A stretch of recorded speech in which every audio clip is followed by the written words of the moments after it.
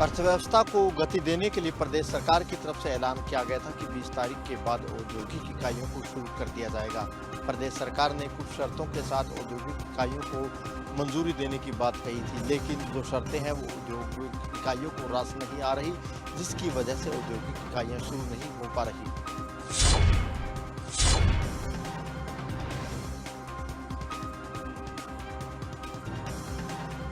देश में लॉकडाउन के चलते सब कुछ बंद है, कारखाने भी बंद है। यही कारण है कि अब उद्योग जगत पर कोरोना का बड़ा संकट छा गया है, क्योंकि अगर औद्योगिक गतिविधियां शुरू नहीं की गई तो कई उद्योग खत्म हो सकते हैं। उद्योग बंद है तो सरकार को काफी नुकसान भी झेलना पड़ रहा है। हालांकि सरकार ने 20 अप्रैल के बाद उद्योग खोलने की बात कही थी और उसके लिए ऑनलाइन आवेदन भी मांगे थे, लेकिन ऑनलाइन आवेदन में काफी दिक्कतें हो रही हैं। नतीजा, अभी तक उद्योग नहीं खुल पाए। सरकार की तरफ से जो शर्तें रखी गई हैं वो छोटी इंडस्ट्री के लिए बहुत मुश्किल है। उन शर्तों को पूरा करना, छोटी इंडस्ट्री तो बिल्कुल भी इस लायक नहीं है कि इतनी शर्तों को पूरा कर सके। बहुत सारे फोटोग्राफ्स, बहुत सारे काम करने हैं उस शर्तों को पूरा करने के लिए, वो छोटी इंडस्ट्री नहीं कर पाएगी। एक शर्त जो सबसे बड़ी शर्त है कि कैमरे में उसकी रिकॉर्डिंग या उसको एक्सेस देना है सरकार को, उसके लिए तो वो काफ़ी मुश्किल शर्त है। वो छोटी इंडस्ट्री में अभी तक तो बहुत सारी इंडस्ट्री ऐसी है कि जिसमें कैमरे ही नहीं है। दरअसल उद्योग शुरू करने के लिए उद्योगपतियों को परमिशन लेनी होगी। कारोबारियों को सरल हरियाणा पोर्टल पर अप्लाई करना होगा। औद्योगिक इकाइयों के हिसाब से 3 स्तर पर कमेटियां परमिशन दे रही हैं।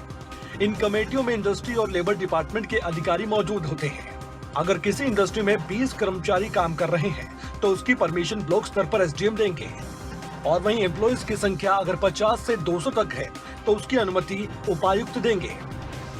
इसी तरह अगर कर्मचारियों की संख्या 200 से ज्यादा है तो एसीएस इंडस्ट्री की तरफ से परमिशन मिलेगी। दरअसल इंडस्ट्री खोलने को लेकर हरियाणा सरकार ने कुछ शर्तें रखी जो इंडस्ट्री मालिक को माननी पड़ेंगी, तभी इंडस्ट्री खुल पाएगी। इंडस्ट्री मालिक को एक एफिडेविट देना होगा जिसमें इंडस्ट्री मालिक अपने कर्मचारियों की जिम्मेदारी लेगा। अगर किसी भी कर्मचारी को कोरोना होता है तो फैक्ट्री मालिक को जिम्मेदारी लेनी होगी। कर्मचारियों और श्रमिकों को कैंपस के अंदर ही रखना पड़ेगा। उनके रहने, खाने पीने की व्यवस्था भी फैक्ट्री मालिक की ओर से ही की जाएगी। और अगर फैक्ट्री में रहने की व्यवस्था नहीं है तो मालिक को पिक एंड ड्रॉप की व्यवस्था भी करनी होगी। लेकिन पिक ड्रॉप करते हुए गाड़ी में ड्राइवर के साथ सिर्फ एक ही कर्मचारी गाड़ी में बैठ सकता है। अंतर्राज्यीय बॉर्डर सील रहेंगे और जिला बॉर्डर भी सील रहेंगे। किसी तरह की भी एंट्री नहीं मिलेगी, यानी दूसरे जिलों या राज्यों से कर्मचारी नहीं पहुंच पाएंगे। इतना ही नहीं, रिपेयरिंग शॉप्स भी बंद है। अगर किसी इंडस्ट्री में कोई मैकेनिकल दिक्कत आ जाती है तो वो कैसे दूर होगी, ये भी बड़ा सवाल है। हरियाणा में गुरुग्राम, फरीदाबाद और सोनीपत में नाम मात्र के ही उद्योग शुरू हो पाए हैं। साथ ही आवश्यक वस्तुओं की कैटेगरी से बाहर किसी भी इंडस्ट्री को शुरू करने की अनुमति नहीं मिल पाई है। फरीदाबाद और गुरुग्राम में कई उद्योगपतियों ने आवेदन किया, लेकिन दिक्कत की बात यह है कि इन दोनों जिलों में कोरोना के कई हॉटस्पॉट हैं। दिक्कत ये भी नहीं है, बल्कि दिक्कत सैलरी की भी है। लॉकडाउन में कंपनियों ने कर्मचारियों की मार्च महीने की सैलरी तो दे दी है, लेकिन अब अप्रैल की सैलरी कैसे दी जाएगी, ये भी एक बड़ा सवाल है। कर्मचारियों को अगले महीने की सैलरी उपलब्ध करवाना ये कंपनियों के लिए एक बड़ी चुनौती बन चुका है। खबर अभी तक के लिए चंडीगढ़ से अनिल मौर्य की रिपोर्ट। किसी भी इंडस्ट्रियल एरिया में चले जाइए, इसी तरह का सन्नाटा पसरा मिलेगा।